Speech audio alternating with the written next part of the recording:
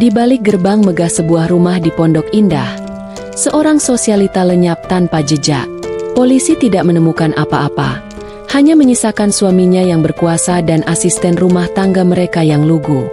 Namun, di balik potret keluarga sempurna itu tersimpan rahasia kelam, hubungan terlarang, dan sebuah konspirasi tak terduga yang akan menghancurkan segalanya.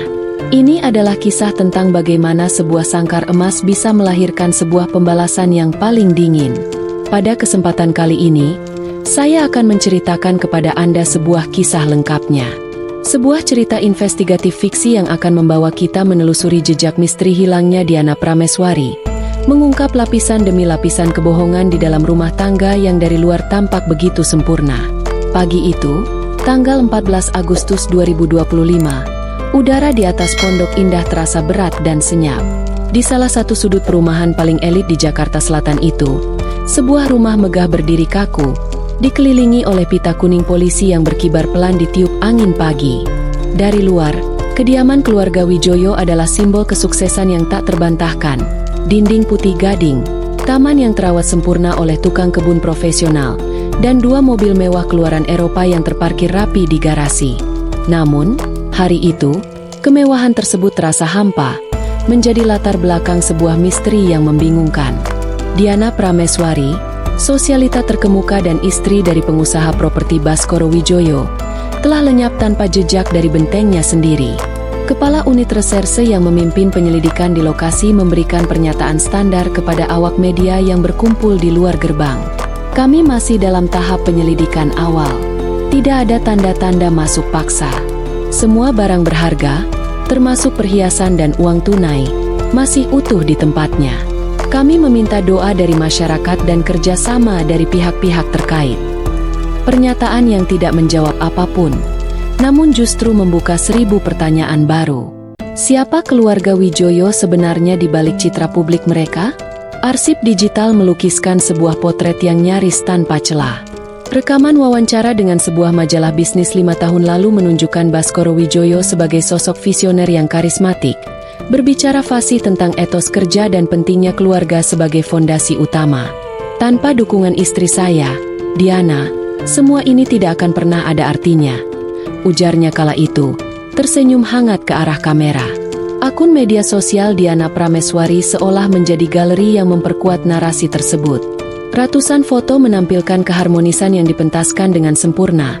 Liburan keluarga di pegunungan Alpen, perayaan ulang tahun mewah di Hotel Bintang 5, dan potret mesra bersama sang suami dengan keterangan foto yang puitis. Sebuah keluarga yang seolah hidup dalam dongeng modern yang membuat banyak orang iri. Seorang tetangga, dalam sebuah wawancara yang direkam beberapa hari setelah kejadian, memberikan kesaksian anonim. Mereka pasangan ideal, selalu ramah kalau bertemu, senyumnya selalu lebar. Tapi, ya, sangat tertutup. Kita tidak pernah mendengar suara pertengkaran, tapi juga tidak pernah mendengar suara tawa lepas. Semuanya terasa terlalu tenang, terlalu sempurna. Kita tidak pernah tahu apa yang terjadi di balik gerbang tinggi itu. Pernyataan ini menjadi benang merah pertama yang mengindikasikan adanya lapisan lain di balik citra publik mereka. Lalu ada sosok ketiga di dalam rumah itu. Siti Nuraini, asisten rumah tangga berusia 21 tahun. Tim investigasi kami menyusuri jejaknya hingga ke sebuah desa kecil yang asri di pedalaman Sukabumi. Di sana, keluarganya, dengan latar belakang rumah panggung sederhana yang kontras dengan istana majikannya, menggambarkan Siti sebagai anak yang penurut dan berbakti. Ibunya, sambil menunjukkan sebuah foto yang warnanya sudah memudar, berkata lirih, "Neng Siti itu ke Jakarta niatnya cuma mau bantu keluarga, mau obatin saya." Anaknya pendiam, tidak banyak maunya. Foto itu menunjukkan seorang gadis muda dengan senyum lugu, mengenakan kerudung sederhana, berdiri di depan terminal bus. Sebuah potret yang kontras 180 derajat dengan kemewahan dunia yang akan dimasukinya. Dia tiba di rumah keluarga Wijoyo hanya 6 bulan sebelum Diana menghilang. Dari luar, semua tampak sempurna. Seorang suami sukses, seorang istri sosialita, dan seorang pekerja rumah tangga yang lugu. 3 pilar dalam satu atap. Namun, penelusuran awal tim forensik digital menemukan sebuah anomali. Sebuah retakan pertama pada fasad yang kokoh itu. Sebuah pesan teks ditemukan, terkirim dari ponsel Diana pada pukul 10:05 malam ia menghilang. Pesan itu tidak ditujukan kepada suaminya, teman-temannya, atau keluarganya, melainkan kepada pengacara pribadinya. Isinya singkat, hanya terdiri dari 3 kata yang penuh teka-teki. Aku sudah siap. Pesan misterius ini membuka pintu pertama ke dalam kehidupan pribadi Diana yang tak pernah terekspos. Untuk memahaminya, kita harus mundur beberapa bulan ke belakang, ke hari ketika dinamika di dalam rumah itu mulai berubah selamanya. Hari kedatangan Siti Nuraini. 6 bulan sebelum Diana Prameswari lenyap, rekaman dari kamera CCTV di ruang keluarga rumah Wijoyo menunjukkan kedatangan seorang gadis muda yang tampak canggung. Itulah Siti Nuraini, membawa satu tas ransel usang. Matanya bergerak gelisah mengamati kemegahan yang asing di sekelilingnya. Rekaman-rekaman dari minggu-minggu pertama menunjukkan pola yang subtil namun konsisten. Baskoro Wijoyo, sang kepala keluarga, kerap muncul di area-area di mana Siti sedang bekerja sendirian. Interaksinya terekam tanpa suara, namun gesturnya jelas. Senyum yang terlalu lama, sentuhan ringan di bahu yang membuat Siti tersentak, dan tatapan mata yang membuat gadis itu selalu menundukkan kepala. Sebuah tarian predator yang lambat dan terukur, tak terlihat oleh Diana yang sibuk dengan agenda sosialnya. Sebuah kesaksian kunci datang dari sumber yang meminta identitasnya dirahasiakan. Dalam sebuah rekaman audio dengan suara yang telah diubah secara digital, mantan sopir pribadi keluarga Wijoyo memberikan gambaran yang lebih jelas. Bapak sering sekali menyuruh saya pulang lebih awal, atau pergi dengan alasan-alasan aneh, misalnya beli rokok di warung yang jauh. Beliau mau memastikan hanya ada dia dan Siti di rumah. Puncaknya, suatu sore saya kembali lebih cepat karena ada barang tertinggal. Saya tidak sengaja melihat Bapak memaksa masuk ke kamar Siti di paviliun belakang. Siti mencoba menahan pintu. Besoknya, saya dipanggil dan dipecat dengan alasan performa kerja menurun. Saya tahu itu bohong. Kesaksian ini tidak pernah masuk dalam laporan polisi resmi. Sang sopir mengaku terlalu takut akan pengaruh Baskoro untuk bersaksi di bawah sumpah. Jejak digital memperkuat dugaan adanya hubungan paksa yang kemudian berevolusi. Tim forensik berhasil memulihkan serangkaian pesan WhatsApp dari ponsel Baskoro yang ditujukan untuk Siti. Ponsel sederhana yang dibelikan oleh Baskoro sendiri. Pesan-pesan awal bernada perintah dan ancaman. Satu pesan berbunyi, "Jangan coba-coba mengadu atau keluargamu di kampung yang menanggung akibatnya." Namun, seiring berjalannya waktu, nada itu berubah. Ancaman berganti menjadi bujukan, lalu menjadi pesan-pesan yang nyaris mesra, disertai bukti transfer sejumlah uang yang signifikan. Catatan perbankan menunjukkan transfer bulanan sebesar puluhan juta rupiah dari rekening pribadi Baskoro langsung ke rekening Ibu Siti di Sukabumi, jauh melebihi gaji seorang asisten rumah tangga pada umumnya. Di titik ini, narasi menjadi rumit. Apakah Siti murni seorang korban? Seorang psikolog forensik yang kami mintai analisis menjelaskan fenomena yang dikenal sebagai trauma bonding atau ikatan trauma. Dalam situasi di mana ada ketidakseimbangan kekuatan yang ekstrim, korban seringkali mengembangkan ketergantungan emosional pada pelaku sebagai mekanisme bertahan hidup. Agresi yang diselingi dengan kebaikan, seperti pemberian hadiah atau uang, dapat menciptakan ikatan yang membingungkan dan kuat. Batas antara paksaan dan persetujuan menjadi sangat kabur. Apakah ini yang terjadi pada Siti? Apakah rasa takutnya telah bercampur dengan rasa aman dari limpahan materi yang belum pernah ia rasakan sebelumnya? Pertanyaan ini mungkin tidak akan pernah bisa terjawab sepenuhnya. Yang jelas, hubungan di antara keduanya telah menjadi sebuah rahasia kelam yang menggerogoti fondasi rumah tangga itu dari dalam. Dan tampaknya, rahasia itu tidak tersimpan serapat yang mereka kira. Saat para penyelidik menggali lebih dalam ke dalam perangkat elektronik milik Diana Prameswari, mereka menemukan sebuah draft email di laptopnya, tersimpan dalam folder tersembunyi. Draft itu tidak pernah terkirim. Isinya adalah hasil riset mendalam tentang aset-aset bisnis atas nama perusahaan cangkang yang diduga milik Baskoro. Di bawah daftar aset itu, ada daftar lain, nama dan nomor kontak dari 3 agensi detektif swasta terbaik di Jakarta. Jelas Diana tahu. Pertanyaannya bukan lagi, apakah dia tahu? Melainkan, Sejak kapan dia tahu, dan apa yang akan dia lakukan dengan informasi itu?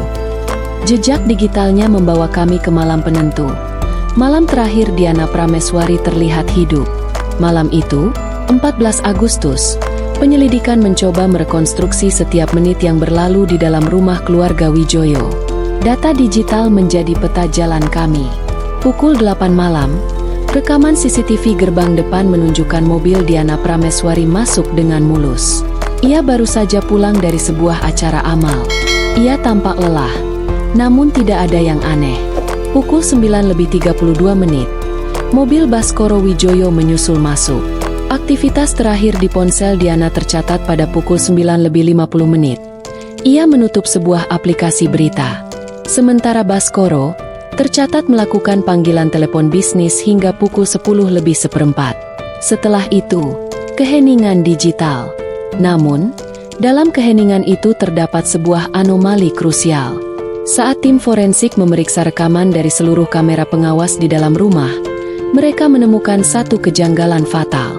Kamera yang mengarah ke koridor belakang, sebuah jalur vital yang menghubungkan area servis, taman belakang, dan akses ke garasi samping, mati total. Log sistem menunjukkan kamera itu berhenti merekam pada pukul 10:20 dan baru kembali menyala pada pukul 11:05. 45 menit yang hilang. 45 menit yang menjadi titik buta dalam narasi malam itu. Apa yang terjadi dalam rentang waktu tersebut? Dua orang tahu jawabannya, dan keduanya memilih untuk berbohong. Dalam berita acara pemeriksaan, BAP, pertama mereka, Baskoro dan Siti memberikan alibi yang tampak solid. Baskoro Wijoyo menyatakan, "Saya dan istri saya sempat berdebat kecil mengenai rencana liburan. Tidak ada yang serius." Dia sedikit emosional, lalu mengambil kunci mobilnya dan pergi untuk menenangkan diri.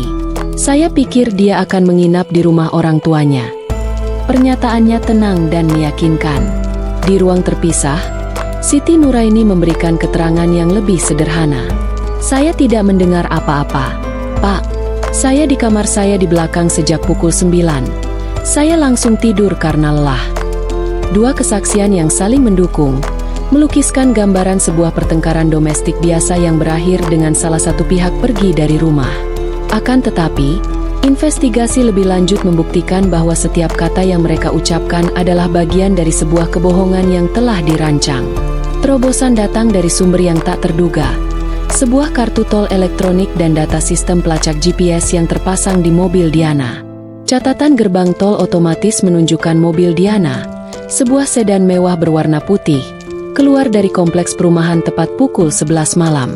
Data GPS mengonfirmasi rute perjalanan mobil itu, menjauh dari pusat kota menuju arah barat. Namun, kejutan terbesar datang dari rekaman kamera pengawas di gerbang tol dan sebuah stasiun pengisian bahan bakar umum beberapa kilometer setelahnya. Sosok di belakang kemudi sedan mewah itu terekam dengan jelas di bawah cahaya lampu neon yang terang. Pengemudinya bukan Diana Prameswari, sosialita elegan berusia 42 tahun. Pengemudinya adalah seorang wanita muda berwajah lugu, mengenakan pakaian sederhana, yang diidentifikasi oleh sistem pengenalan wajah sebagai Siti Nuraini. Ia menyetir sendirian. Pengungkapan ini menghancurkan seluruh bangunan cerita yang telah disusun oleh Baskoro dan Siti. Ini adalah titik baliknya. Jika Siti yang membawa mobil Diana pergi, di mana Diana saat itu? Apa yang terjadi dalam 45 menit titik buta CCTV itu?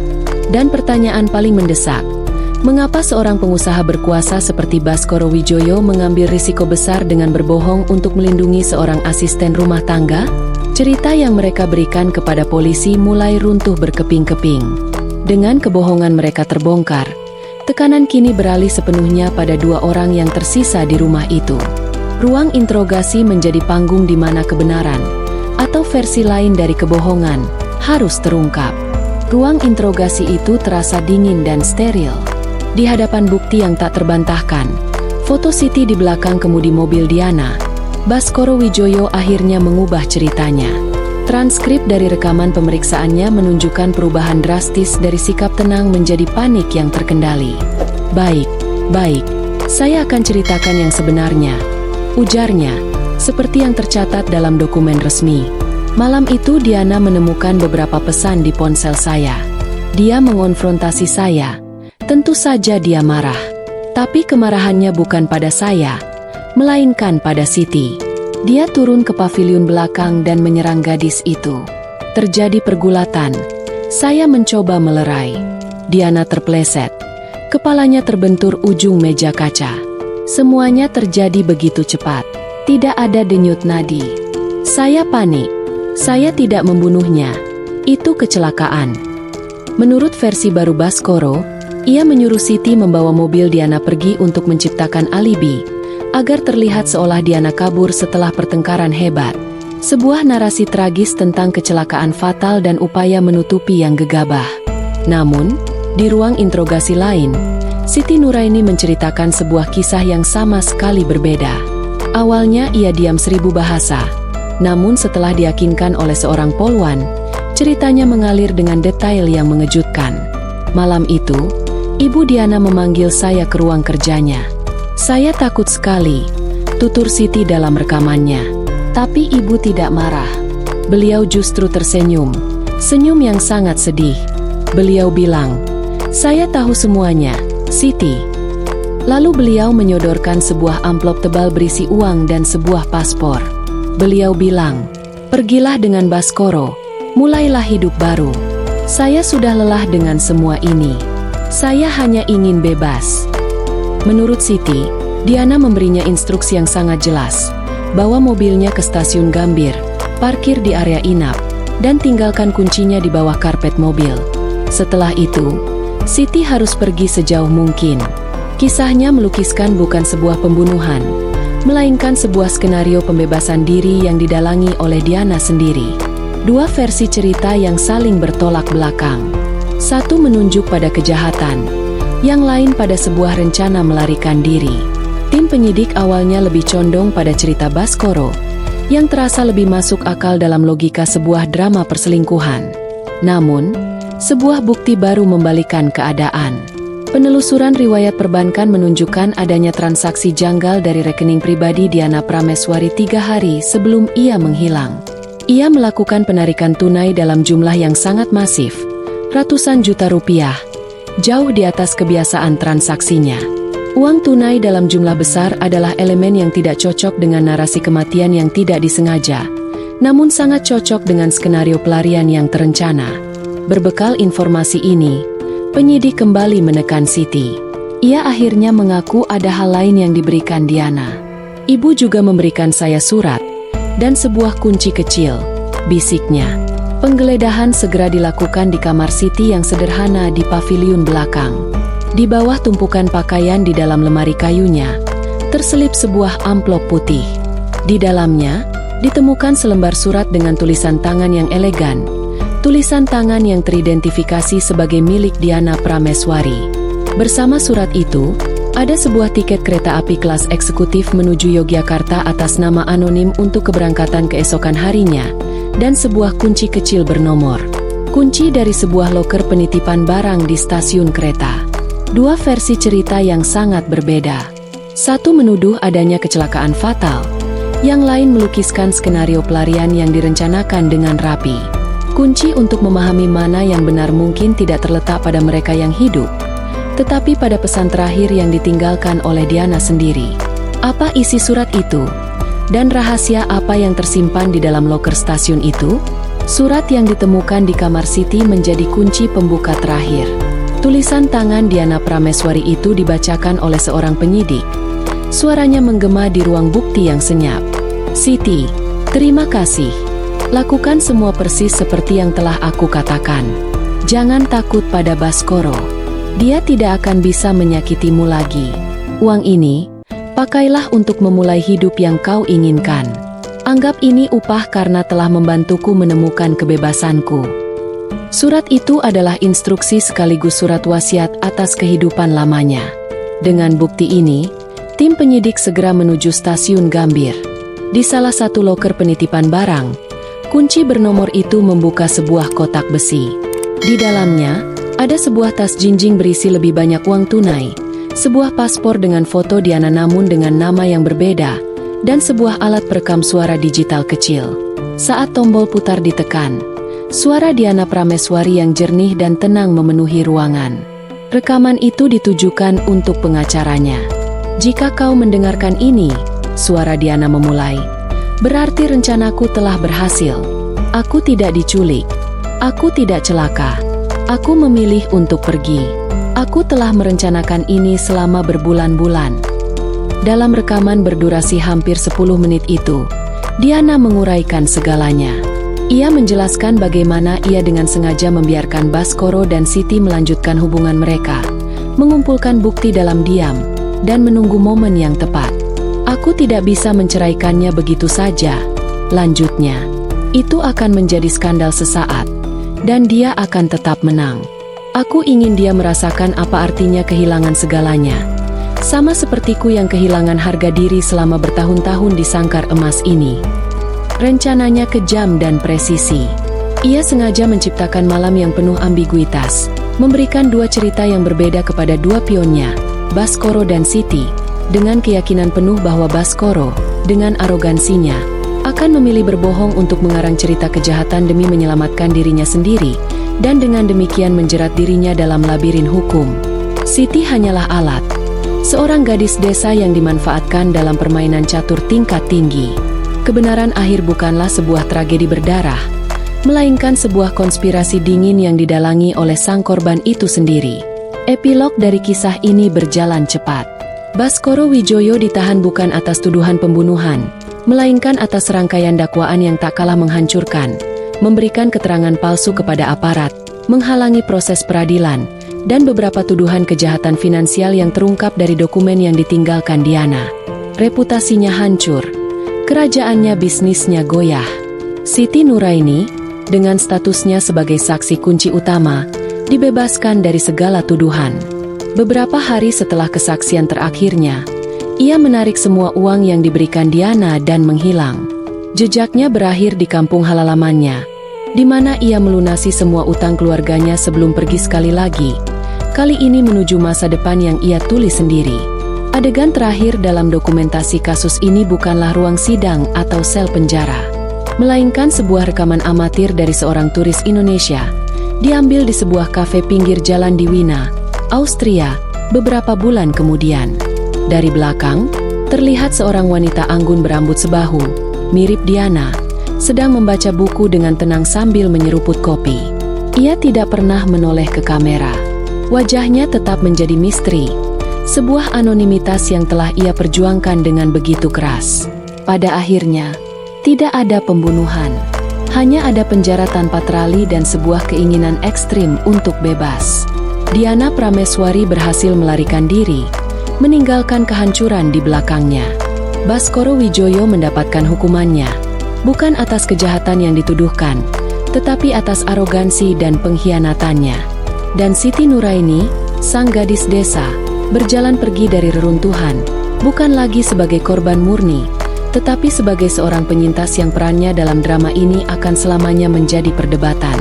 Tabir telah terbuka, namun keadilan, seperti halnya kebenaran, terkadang memiliki wajah yang tak terduga. Saya ingin mengucapkan terima kasih yang tulus kepada kalian semua yang sudah setia menonton cerita ini dari awal hingga akhir. Bagian mana yang paling berkesan untuk kalian? Atau hikmah apa yang kalian dapatkan? Tulis di kolom komentar ya. Jangan lupa juga untuk like dan subscribe jika kalian menyukai cerita-cerita seperti ini. Sampai jumpa di cerita berikutnya.